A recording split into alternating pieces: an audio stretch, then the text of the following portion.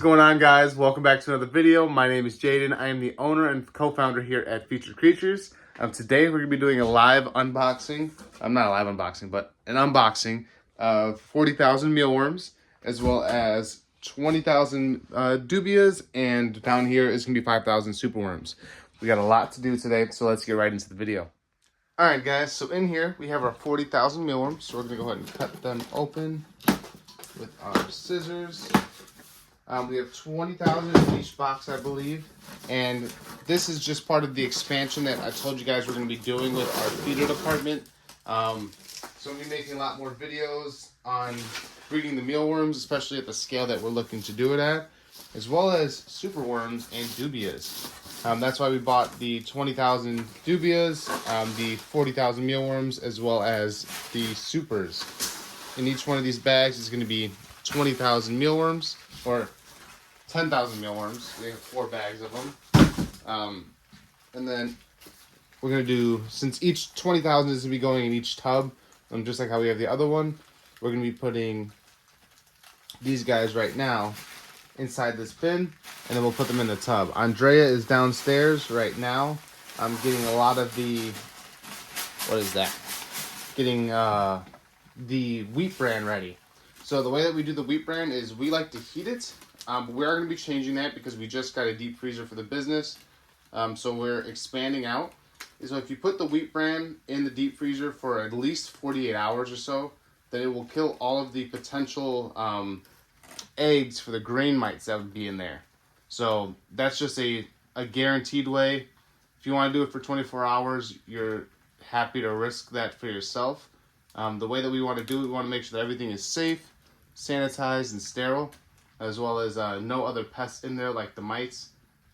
It doesn't really affect much, but it's just annoying. Once you get them, it's annoying to try and get rid of them. So the best way to do that is preventative measures, and that's why we, right now, we're just baking it. So she's down there. I'm baking them. I'm going to put this one to the side. Put you guys over here so you guys can see what I'm doing. So right now she's just down there baking them, and I'm just going to continue to open all of these up. Put these in here.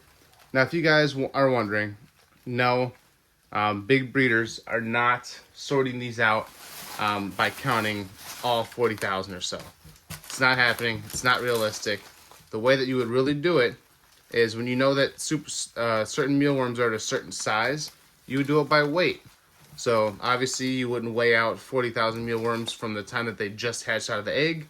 They're too small to do that, but you would bring them out when they're this size and within the next few weeks getting ready to turn into beetles, because that is the best way to be able to get them to kind of, or to weigh them right. So what you would do is, I don't know the formula just yet because we haven't been doing that to that scale, but what you'd want to do is really just count out like 100, count out a couple hundred or so, and then just multiply that by how much that you need to do. So count on 100, see how much that is, times it by 10, and that's 1,000, times that by 10, that's 10,000, and so on and so forth.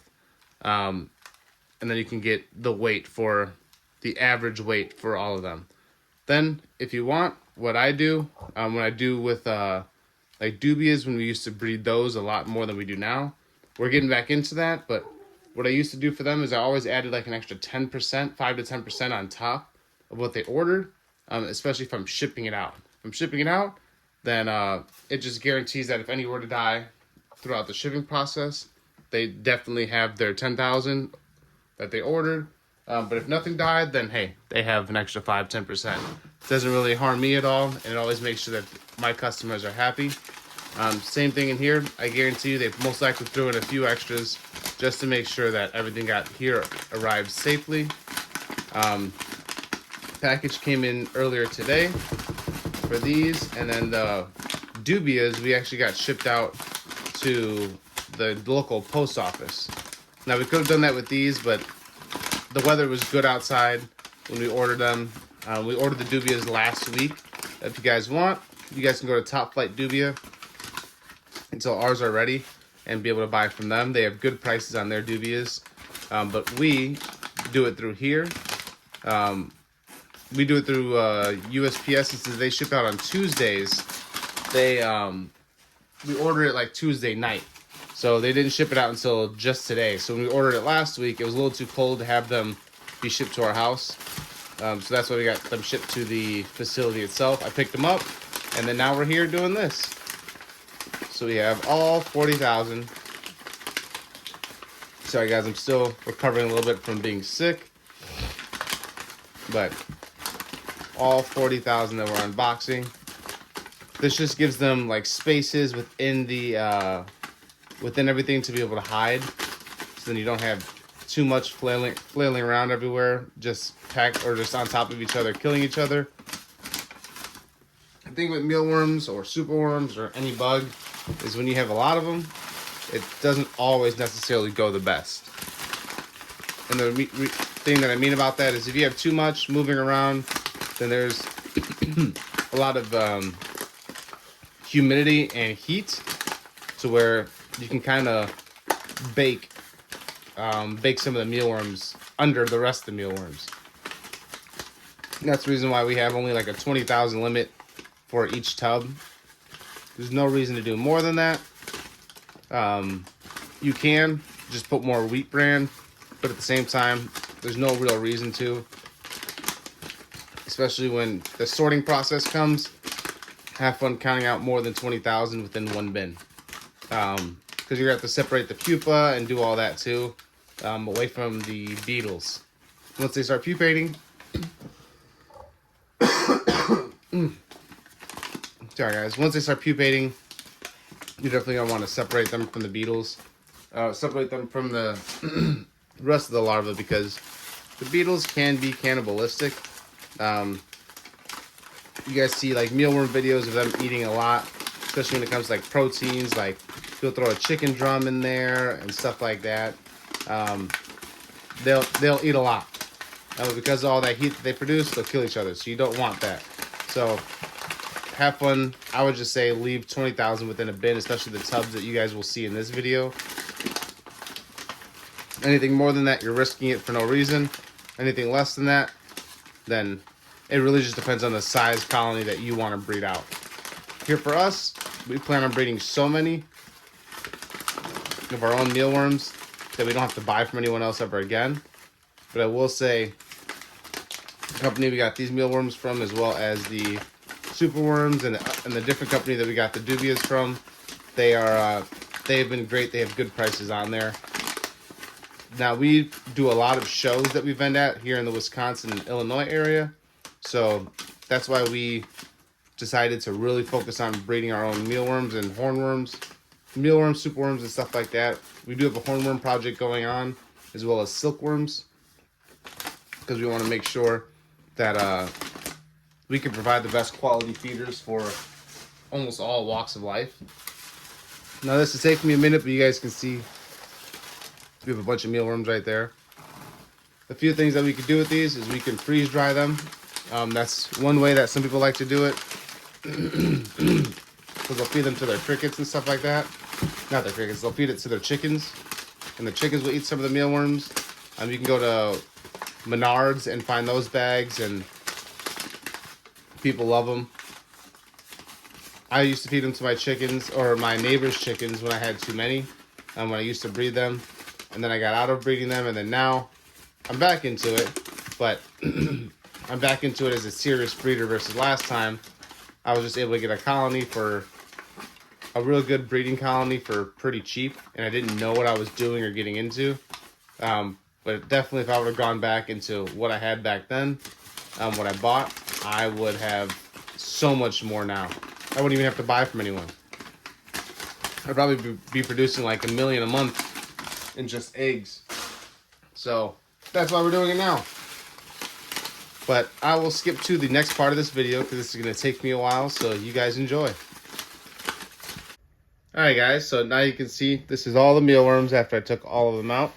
It takes you a little process, but I don't know if you guys want to. That is all of them. So all 20,000 just in one tub. There's a lot in here. They already look to be definitely of good size for mealworms. That over the next, you guys can see this all in my hands. They're fun to play with, but for us, they're not necessarily for playing. They're for breeding and keeping. So we're gonna be doing a lot more videos on these, like I said. The wheat brand is not done just yet. So once that comes, we're gonna go ahead and put these within the bin. But I do want to make a lot more videos of these guys actually, you know, feeding, eating, stuff like that. I know a lot of you guys enjoy those videos, like the time lapses of them eating. So we are gonna be making more of those videos soon. But for now, I'm just showing you today, basically the unboxing of the 40,000. Really, we're gonna do 20,000 because it's gonna be the same thing. But then the wheat brand, setting them up, feeding them, and then I have a time lapse for you guys at the end of this video from one of the other bins that we set up 20,000 already, and how it looks like when they're feeding. So yeah, I hope you guys enjoyed this video. I will be right back. All right, guys. So it has been probably like 20 minutes or so since I picked up the camera. Here's 20,000. I did do the other 20,000 that were in there, but we're only going to focus on one of them. Like I said, we did do the wheat bran, so let's do it in, we'll go in this tub. So this is the wheat bran. We microwaved it all, so it killed out. It's cooled down now, so it's cool to the touch.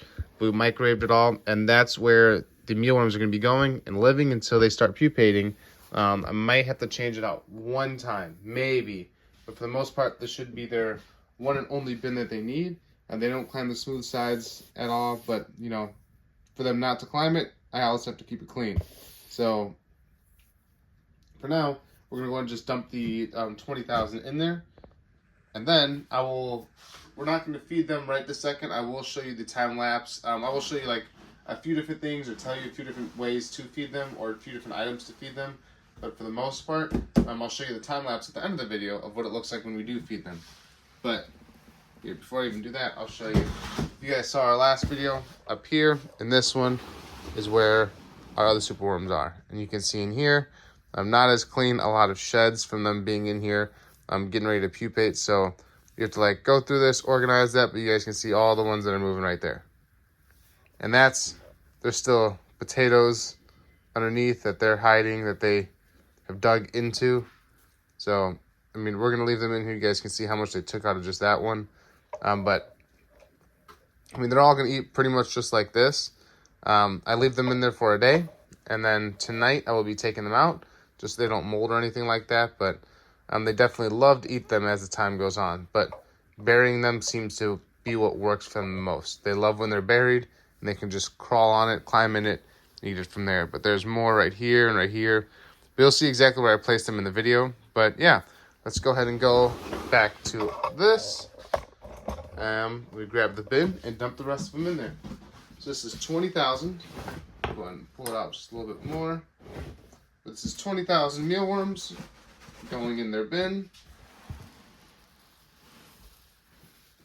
And what they're going to do is they're just going to hide. Like I said, I have a thick enough layer in here to where none of them are going to feel like they, oh my gosh, it looks like so much. But very nice fresh wheat bran. But we have it thick enough in here, down there, so where once they mix in there, it's not going to create too much heat. There's not too much stacked on top of each other, because I can feel, kind of like right here at the bottom of the bin, I can feel how hot it is, and for these guys, it's good. And that's where I kind of want to keep it for them too. So they're just going to, I'll spread them out just a little bit. And if I need to add a little bit more wheat bran, I will a little bit later on. But we do have the other 20,000 to put in. But wheat bran is one of the easiest ways to feed these guys as like a nice substrate. The next one would be oats. But honestly, wheat bran's a lot better because it goes through the sifting a little bit easier to help with separating the beetles and away from the larva, and the larva away from the eggs. So this is kind of like what it looks like. A few things that I would feed them. You can feed them pumpkins, you can feed them potatoes, carrots. The biggest things that we feed them over here are potatoes and carrots.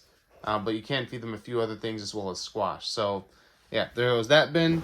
And then I would just do the same thing on the bin down here as well for the other 20,000. But for now, that is the entire unboxing of the 40,000 soup or mealworms. So if you guys have any questions, definitely feel free to reach down in the comments. I'd love to answer them for you. But until then, I'll see you in the next video. Peace!